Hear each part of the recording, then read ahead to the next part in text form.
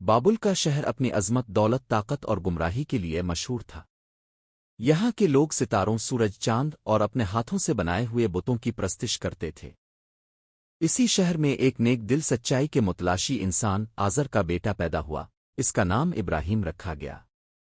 آزر خود بت تراش تھا جو لوگوں کے لیے دیوتا بناتا اور بیچتا تھا۔ ابراہیم بچپن سے ہی سوچنے والا، سوال کرنے والا بچہ تھا۔ وہ حیران ہوتا تھا کہ آخر یہ پتھر کے بت کیسے خدا ہو سکتے ہیں۔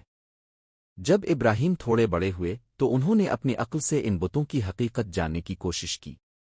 وہ اکثر چپکے سے مندر میں جاتا، بتوں کو دیکھتا اور سوچتا کہ یہ نہ بولتے ہیں، نہ سنتے ہیں، نہ کسی کی مدد کرتے ہیں، پھر لوگ انہیں سجدہ کیوں کرتے ہیں؟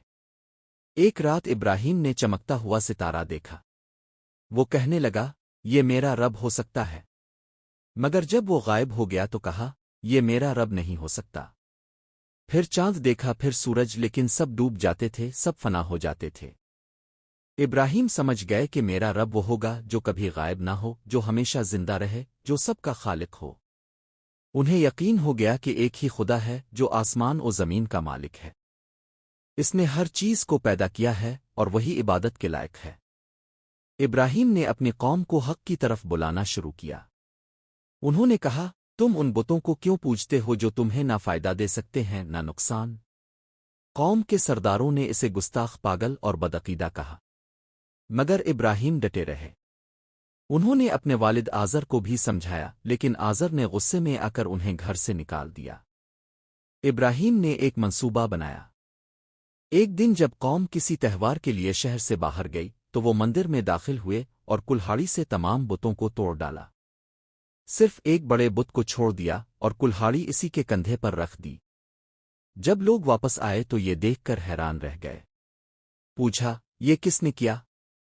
ابراہیم نے کہا، اس بڑے بت سے پوچھ لو، شاید اسی نے باقیوں کو توڑا ہو۔ لوگ خاموش ہو گئے۔ انہوں نے جان لیا کہ یہ سچ بول رہا ہے، مگر ان کی انا نے انہیں ماننے نہ دیا۔ انہوں نے ابراہیم کو آگ میں جلانے کا فیصلہ کیا۔ ایک بڑی آگ جلائی گئی۔ لوگوں نے دن رات لکڑیاں جمع کی، یہاں تک کہ آگ کی لپٹیں آسمان سے باتیں کرنے لگیں۔ ابراہیم کو منجنیق میں رکھ کر آگ میں پھینک دیا گیا، مگر وہ آگ ان کے لیے ٹھنڈی ہو گئی۔ وہ آگ سے سلامت نکل آئے۔ یہ معجزہ دیکھ کر کچھ لوگوں نے ایمان قبول کر لیا، مگر سردار اپنی ضد پر قائم رہے۔ ابراہیم نے ایک منصوبہ بنایا۔ ایک دن جب قوم کسی تہوار کے لیے شہر سے باہر گئی تو وہ مندر میں داخل ہوئے اور کلہاڑی سے تمام بتوں کو توڑ ڈالا۔ صرف ایک بڑے بت کو چھوڑ دیا اور کلہاڑی اسی کے کندھے پر رکھ دی۔ جب لوگ واپس آئے تو یہ دیکھ کر حیران رہ گئے۔ پوچھا، یہ کس نے کیا؟ ابراہیم نے کہا، اس بڑے بت سے پوچھ لو، شاید اسی نے باقیوں کو توڑا ہو۔ لوگ خاموش ہو گئے۔ انہوں نے جان لیا کہ یہ سچ بول رہا ہے، مگر ان کی انا نے انہیں ماننے نہ دیا۔ انہوں نے ابراہیم کو آگ میں جلانے کا فیصلہ کیا۔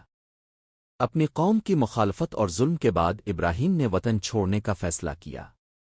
وہ اپنی بیوی سارا کے ساتھ مکشام کی طرف روانہ ہوئے۔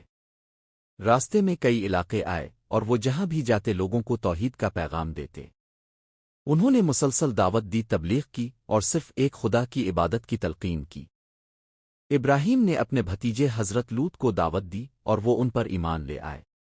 بعد میں حضرت لوط کو اللہ نے صدوم کی بستی کی طرف نبی بنا کر بھیجا۔ ابراہیم نے انہیں رخصت کیا اور خود فلسطین میں قیام کیا۔ حضرت ابراہیم اور سارا دونوں بوڑھے ہو چکے تھے، مگر ان کی اولاد نہ تھی۔ انہوں نے اللہ سے دعا کی۔ اللہ نے انہیں خوشخبری دی کہ ان کے ہاں ایک نیک بیٹا پیدا ہوگا۔ پہلے حضرت ہاجرہ کے بطن سے حضرت اسماعیل پیدا ہوئے اور پھر حضرت سارا سے حضرت اسحاق۔ ایک رات حضرت ابراہیم کو خواب آیا کہ وہ اپنے بیٹے اسماعیل کو قربان کر رہے ہیں۔ یہ خواب کئی دن تک آیا۔ حضرت ابراہیم سمجھ گئے کہ یہ اللہ کا حکم ہے۔ انہوں نے حضرت اسماعیل کو بتایا تو انہوں نے کہا، ابا جان، جو حکم ہوا ہے وہ کیجیے، اب انشاءاللہ مجھے صابر پائیں گے۔ حضرت ابراہیم نے آنکھوں پر پٹی باندھی، چھری چلائی، مگر اللہ نے اسماعیل کو بچا لیا اور ان کی جگہ ایک دمبا قربان ہو گیا۔ اللہ نے فرمایا کہ اپنے خواب سچ کر دکھایا۔ یہی وہ قربانی ہے جس کی یاد آج بھی عید الاضحیٰ کے موقع پر تازہ کی جاتی ہے۔ حضرت ابراہیم اور حضرت اسماعیل نے مکہ میں خانہ کعبہ کی بنیادیں رکھیں۔ وہ دونوں مل کر پتھر چن چن کر بناتے اور دعائیں کرتے، اے رب ہماری عبادت قبول فرما۔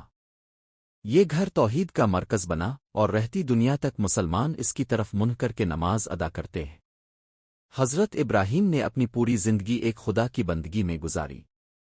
انہوں نے ہر آزمائش میں صبر و استقامت کا مظاہرہ کیا۔ ان کی دعا، ان کی قربانی، ان کا سفر، ان کی تبلیغ، سب کچھ اللہ کے لیے تھا۔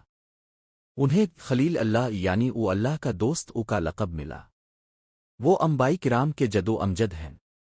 حضرت موسیٰ، حضرت عیسیٰ، حضرت محمد سب انہی کی نسل سے ہیں۔ حضرت ابراہیم نے اپنی زندگی کا آخری وقت فلسطین میں گزارا۔ وہیں ان کی وفات ہوئی اور انہیں دفن کیا گیا۔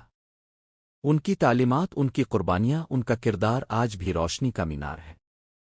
اسلام میں حضرت ابراہیم کو ایک عظیم مثالی شخصیت مانا جاتا ہے، جو توحید، اطاعت، قربانی، تبلیغ اور صبر کا پیکر تھے۔